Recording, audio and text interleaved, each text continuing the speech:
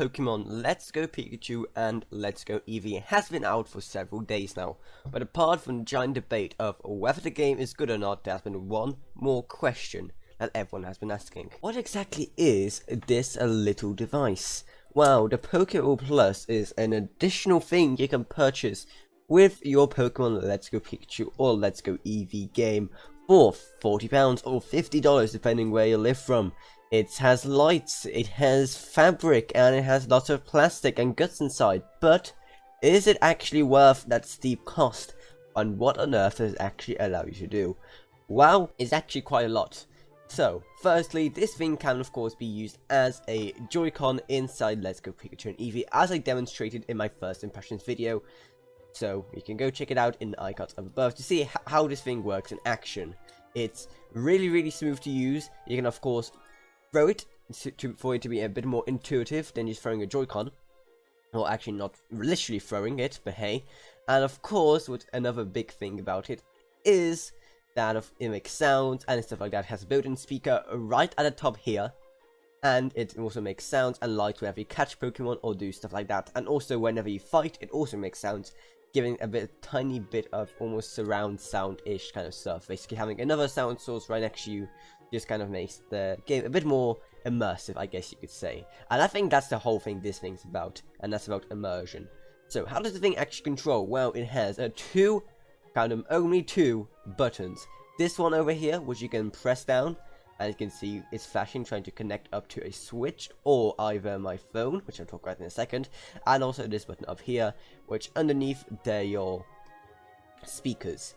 So, other than that, you can use this little thing in the middle of this circle to basically control. That's the only joystick, and that's basically all you do. So, this is basically your A button or select button, this is your back button, and your Y options alternate button is actually pretty interesting. You just shake the thing. You shake it like that, and it will activate your Y option, whatever your Y option may be. So that's actually really cool, and something I didn't actually know at first. Whenever I tried to go into options, I had to grab a Joy-Con, but no, you can just shake it, and you do whatever the Y is. It comes with a nice strap for safety, because you know what Nintendo is like, and also comes with a thumb ring that is or even a finger ring, that's just the most annoying thing ever to use, and I wouldn't recommend it that you use it unless you're just super paranoid you're gonna drop it.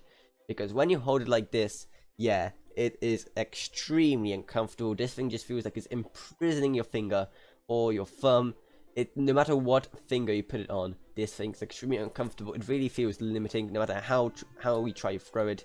It just, yeah. Unless you're just a super big fan of safety straps and safety equipment, don't bother with this whole thing. Just kind of nice to hold like this, you know, just so you don't drop it or anything, but no. Just don't bother, trust me. Then on the back we have a nice little USB Type-C charging port, which is really nice. Other than the fact that the actual charger it comes with isn't that useful. As you can see, here it is, and that's the entire cable. That's the entire length of the cable. It's tiny. It does connect well and everything. It is USB Type-C, but the thing is, there isn't really too much of a place where you can plug it in, because of how short it is. When I try to plug into my PC, for example, for it to charge from there, I have to keep it in my lap. Whenever I try to charge it from my USB charger on the floor, it has to just lie on the floor, and I'm worried something's going to happen to it, or it's going to just get really dusty and dirty. There isn't really a good solution with this cable unless your USB charging hub is like right on your desk or something. So yeah, don't use this. Use any other Type-C cable you have. You can even use that charger cable you get with your Nintendo Switch. It'll be way more comfortable than that thing. So yeah, don't use the included cable.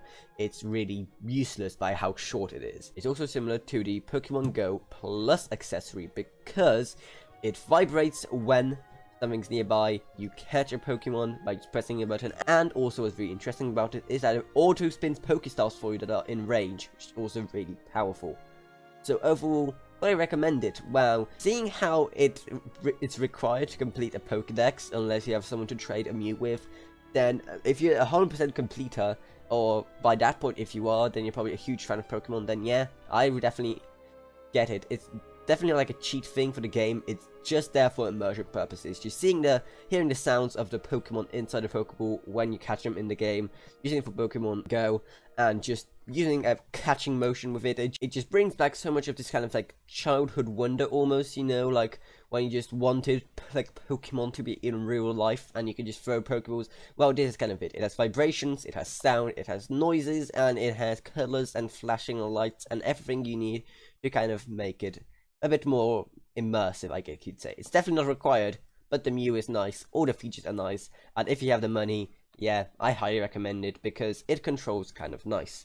Other than one really big con, and that is when you try and select using this kind of way, which is how you'd normally control it, it's really easy just to press this way or this way, which will make you go either left or right instead of just selecting forward. So let me know if this thing is worth it to you. The little controlling thing isn't a giant deal breaker. I think it's just a bit of a design flaw, seeing how there is no one clear way of holding it. You can hold it like this, having the stick be up more like a normal Joy-Con, have it this way, which is like the more natural way of holding it, which will make it go all the way around, and there's also this way, which may just invert your controls outright. So this is probably the worst way to do it, but also it's the most natural way of holding a Pokeball, so I wish there was a way just to make this work as well. So yeah, I think this thing is definitely fun. Let me know what you think of this thing. Is it fun? Is it useless? Is it pointless? Is it worth the money? Is the entire $50 Mew thing just one giant scam?